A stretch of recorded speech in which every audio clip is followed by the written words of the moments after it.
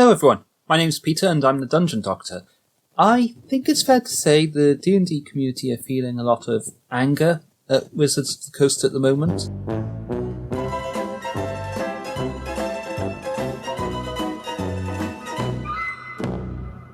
Their attempts to revoke the open game license have brought the livelihoods of many creators into question, and their subsequent gaslighting and blatant lies to the community has rightly upset people. But today I don't want to focus on that. Instead, I'm going to tell you how I'm personally taking those lemons WOTC have given us and turning them into lemonade. Or, if you're a fan of Cave Johnson from Portal, I'm turning them into combustible lemons. Maybe it's because I'm an inventor in real life, but this whole situation makes me want to build something.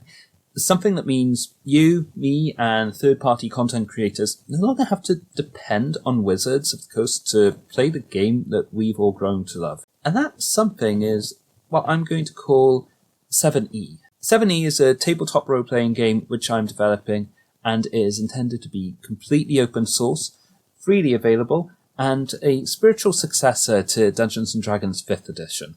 It's intended to give players and content creators who love D&D 5e a way to continue enjoying the mechanics presented within that game in a way which is no longer tied to the D&D brand, Wizards of the Coast, and Hasbro. I think this is hugely important for the tabletop RPG community, because D&D 5e wasn't just another tabletop role-playing game to us. It was effectively a language which we all spoke and could use to engage in the hobby together. It could be used to roleplay so many different settings and genres. It could be used to play out comedies, tragedies, short stories, epics. And that, I think, is why many third-party publishers really latched onto the system. Because under the hood, 5e was and remains a really versatile language for expressing ideas in roleplay games. And that for me is what's so galling about Wizard of the Coast's moves to revoke the OGL 1.0a. It gave us access to the system reference document of that game, which is effectively a dictionary which we could use to learn and speak this language of tabletop role-playing games, as well as gave us license to use that language to make our own games. It meant that everyone knew exactly what advantage and disadvantage meant. They knew what a critical hit was, proficiency bonus, saving throws, stealth checks. Everyone understood alignment, what the difference between a fighter and a barbarian was. I feel like without a shared language, the gaming community will be fractured between many smaller ones. And that's a really bad situation for many independent content creators, as it means they will lack a single platform they can build content around. People used to know that if you built for D&D 5th Edition, there would be an audience. Now, it's possible the community will go on to find another tabletop RPG which represents them as a whole, but I think that's a long way off. Firstly, it may be a while before a tabletop game which can represent the community is found. Kobold's Black Flag project, for example, or the game which MCDM are currently developing, as well as the systems which many YouTubers like Indestructiboy and Dungeon Coach are working on, are all in early development, and they won't be ready for a while.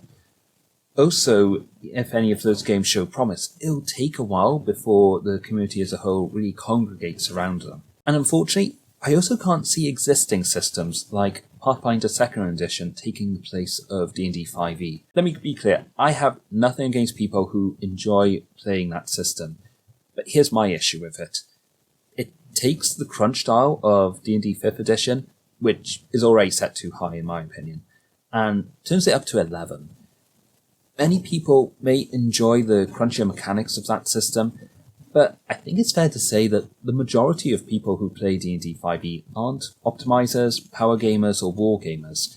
They are role-playing enthusiasts who are looking to tell exciting stories together first and foremost.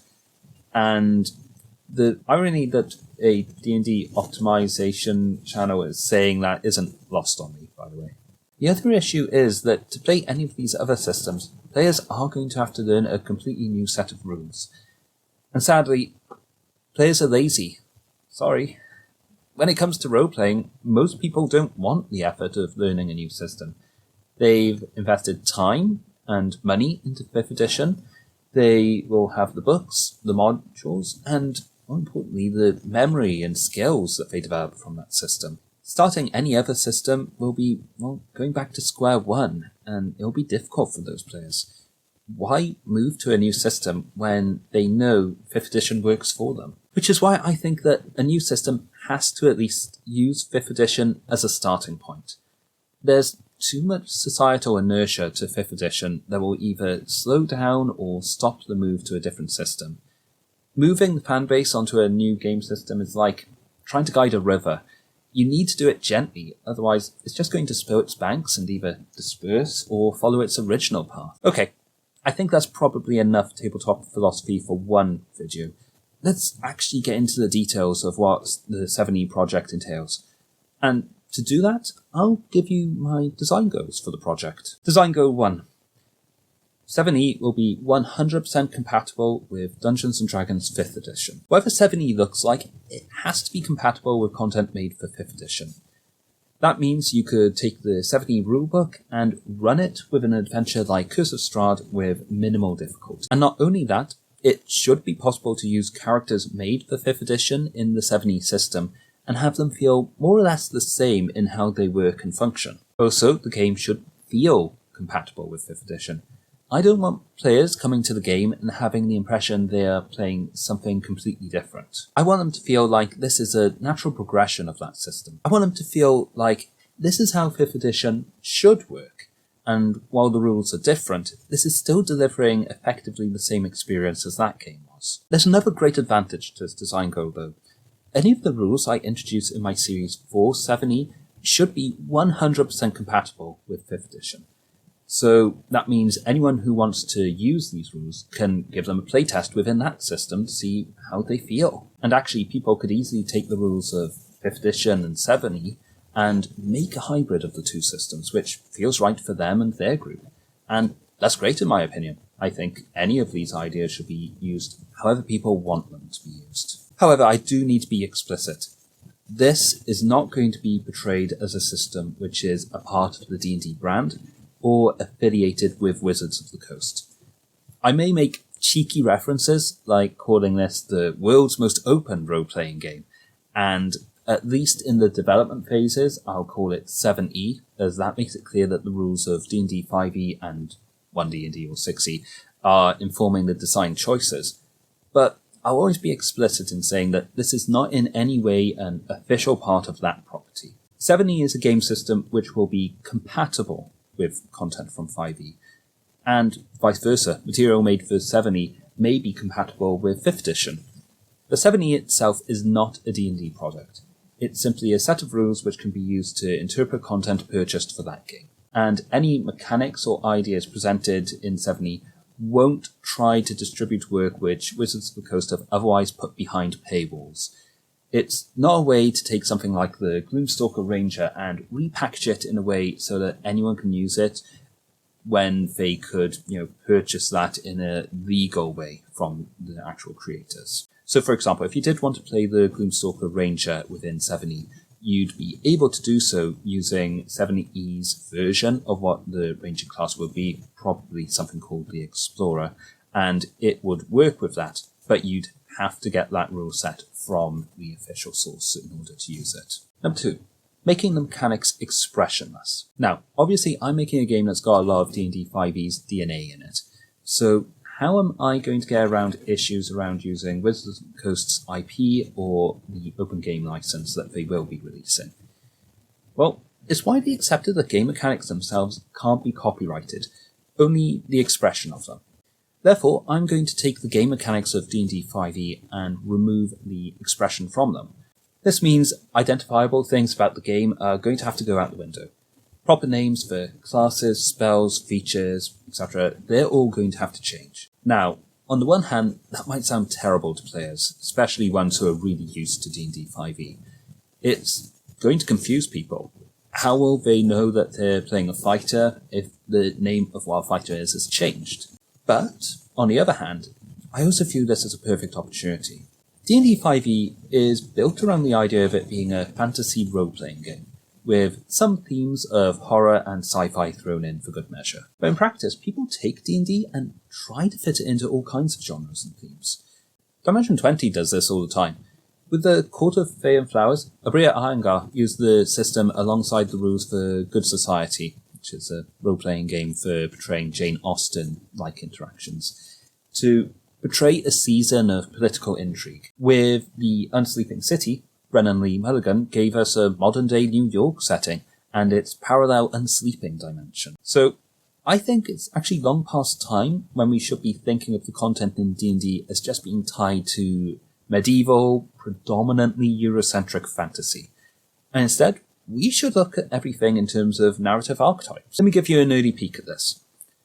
The fighter class currently is portrayed as this martial warrior trained in medieval weaponry and is quite basic in how they actually function. However, if we zoom out and look at the fighter from a narrative point of view, they actually fulfill a very specific archetype, the action hero.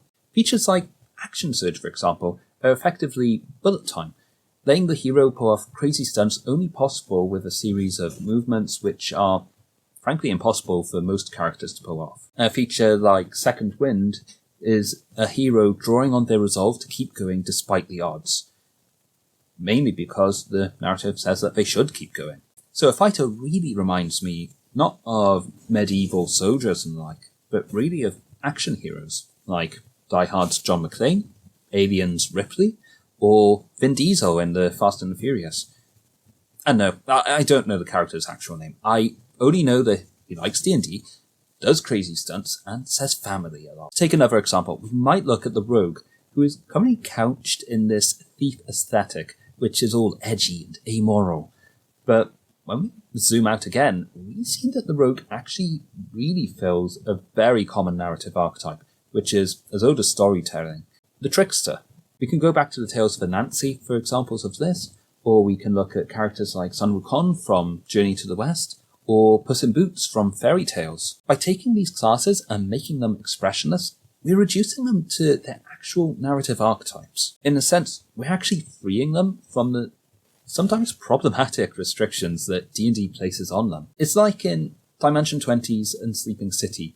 The modern-day interpretation of a paladin isn't some kind of holy warrior on a crusade to tell people exactly what they should believe in. Instead, a paladin is a firefighter named Riki Matsui who is super charismatic and a champion of good fire safety. And all this comes with the added bonus that the names and terms we'll be defining in 7e, the game mechanics, the classes, the spells, the features, are no longer going to be dependent on a single publisher's IP. So, while D&D might have a class like the Fighter, a third-party content creator could instead refer to the action hero archetype within 7e, and people will generally understand that, if it's compatible with the action hero, then it should be compatible with D&D's Fighter. Okay, this design goal needs a bit of an update since I actually wrote the script. Not long before I finished the script, Kyle Brink released the most recent version of the Open Game License, Open Game License 1.2, which is currently being looked at by lots of legal experts and the D&D community at large. One really important part of that statement was that parts of the system reference document are going to be released under the Creative Commons 4.0 license. This is actually the same license I'm using for 7e, so I'm reasonably confident in what it covers. And it's important because it comes with a really big benefit for 7e. Whereas before, I felt like I had to scrub most of the 5e specific language from the text.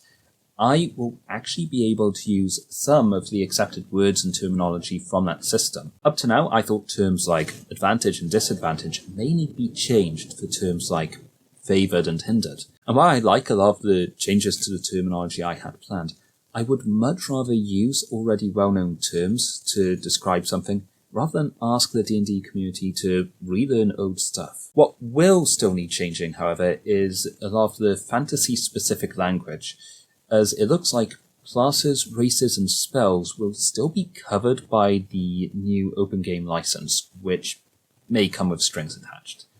And actually, I think those are the terms that I would have changed anyway, because I see having a more generalized version of the 5e rule set that frames these classes in terms of archetypes, but actually make the system easier to adapt to lots of different settings. Design goal 3.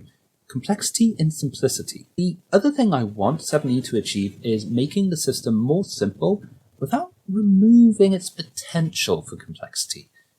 Now, this probably sounds like an impossible task, but hear me out.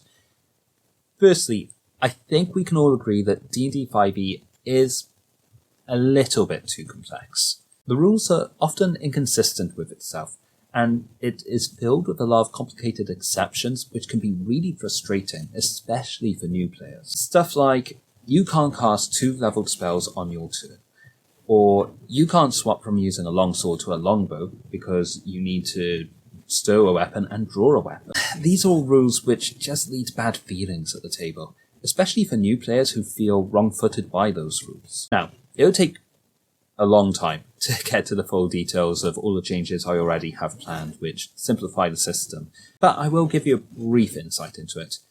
I've already got systems which are intended to simplify combat and skill checks, and also in simplifying some ideas, I found that we are able to make room for new game mechanics.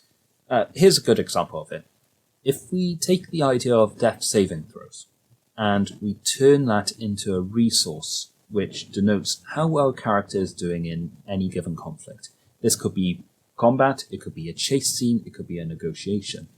Well, then it can be used to describe a lot of different things, even though we are still just using one resource.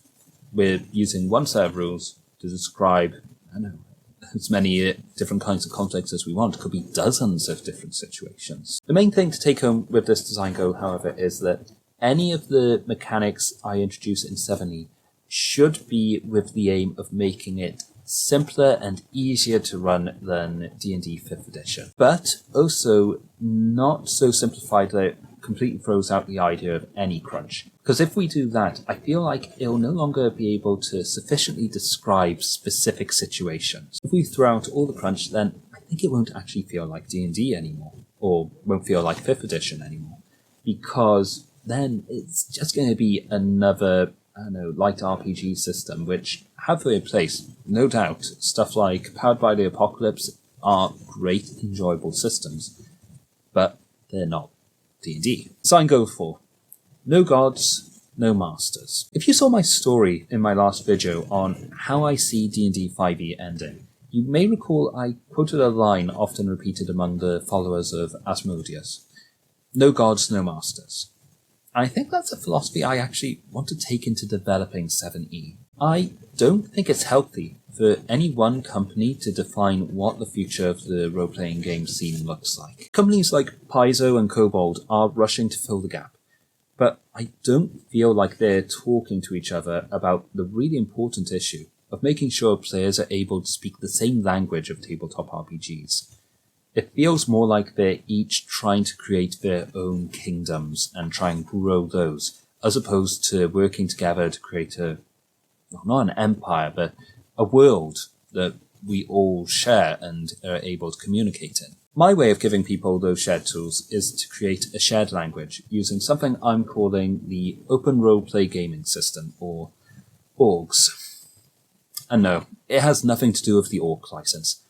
I actually came up with ORGS about a week before the news of ORG was released by Paizo, so I'm really sorry if that's going to be confusing. Maybe I'll change the name, but I don't know. That's the stance on that anyway. Anyway, ORGS is a system for defining game mechanics with an expressionless language. By using a commonly accepted set of definitions for tabletop role-playing games, games developers and games masters can take individual games mechanics written using ORGS and use them to develop whole game systems. The way this works is each game mechanic uses a set of definitions which allows them to speak to other game mechanics, and variables, which games masters can use to alter the game's balance to achieve a certain feeling to the game. For example, a game mechanic might say to play this game, you can make skill checks by rolling 2d6. Meanwhile, another game mechanic might say to hit an enemy, you need to make a check that meets a difficulty rating of 7. Well, what if we took that initial game mechanic and swapped it out for a d20 based system? The other game mechanic, the latter one that says that you need to hit a 7 to hit an enemy, would technically still work, as the only thing which has changed is what the definition of making a check is, from rolling 2d6 to rolling a d20. Although a game master may then also want to adjust the variables so that the new combination of rules actually works well together. So taking that 7, which might fit well with a 2d6 system, and then maybe changing it to probably a 14 for a d20 system. By using this language of orcs, which I call Orgish, which again, that is going to be so confusing with Orc, creators are able to very quickly and easily take all these disparate game mechanics, which are each of them produced under the Creative Commons 4 license, and then bring them together to make whatever kind of system they want to make. And often I believe that games which are made using Orgish are probably going to be fairly compatible with each other, as they're going to be using a lot of the same terminology. Now, Orgs currently consists of about a dozen or so game mechanic ideas I've written myself for use in the 7e project. But my dream is that lots of creators can write game mechanics using Orgish, and together we can develop a completely open source library of game mechanics that people can draw on. This might actually prove redundant in the long run. I'm not entirely clear on what the Orc license is trying to achieve, except maybe just saying that it's a boilerplate license that anyone can sign up to that says that their game mechanics can be used in a certain way. But either way, whether or not Orgish is produced under the Orc license or it's something that stands alone, it's going to achieve a lot of those same goals. And returning back to the recently announced changes to the OGL 1.2 by Kyle Brink, I would incorporate any words and terminology into orgs which are already seeing very widespread acceptance in the tabletop RPG community, provided it is licensed openly, such as with the Creative Commons 4 license. This is the same license which all the rules in orgs will be released under, and I believe there's terms in the OGL 1.2 that says that you can't effectively change the license of material released under it. So in reality, we do have to stick to anything that is already kind of defined under Creative Commons if we're kind of using the same terminology. So while I've developed a set of game mechanics in Orgish already, I feel like this language isn't something I can develop on my own. I can't be the only person whose vision matters to this language, because I think it needs to be a language the community has come to a consensus on. What I think is a good generic term for something like advantage and disadvantage may be confusing or even possibly offensive to other people. I wouldn't know. I've only got my own lived experience to guide me on contributing to it. And this is what I mean by no gods, no masters. Because while I may be leading and guiding this effort, I have no intentions of really being the master of it. All I may do is ensure that nothing offensive or insensitive is shared on whatever platform I publish Orgish materials on. But, if people did want to use orgs and produce something offensive and insensitive on a different platform, unfortunately, I don't think I've got much control over that in this instance. I could write a license to incorporate morality statements like that, but ultimately, I'm just one person producing game mechanics. I'm not a company backed up with lawyers and with means of issuing cease and desists. I think a better way to manage the morality aspects of producing under this license is simply based on deplatforming. If you want to use Orgish and have it sat alongside a lot of other game mechanics and modules using that language, then you'd have to abide by certain community guidelines. And I think that's probably the best we can hope for in this situation. I think the moment I start including morality clauses, it gets into a situation where one person does have undue control over it. So, if producing game mechanics in orgs and having it shared with the wider tabletop RPG community sounds interesting to you, I am planning to release a full guide on how to contribute to this library of game mechanics, and I'll be sharing examples of the formatting of orgs as I discuss 7e updates in future. The idea is that you will be able to submit orgs game mechanics to me, such as through email or maybe through a Discord community and the like, and I will publish those either as part of a very much extended Google Drive of game mechanics, or maybe I'll invest in actually dedicating a single website or wiki to this idea. However, I think that's everything I wanted to share for today. Next time, I'll be giving a video which actually talks about some of the game mechanics for 7e, would you believe? And in particular, I'm going to start right at the beginning with abilities and skills. Make sure you subscribe to the channel if you want to hear more about that, or have your say over the system, be it 7e or orgs. And don't forget to get in the comments to make yourself heard. I listen to and respond to all feedback, and I am genuinely interested in hearing what all of you think about this idea.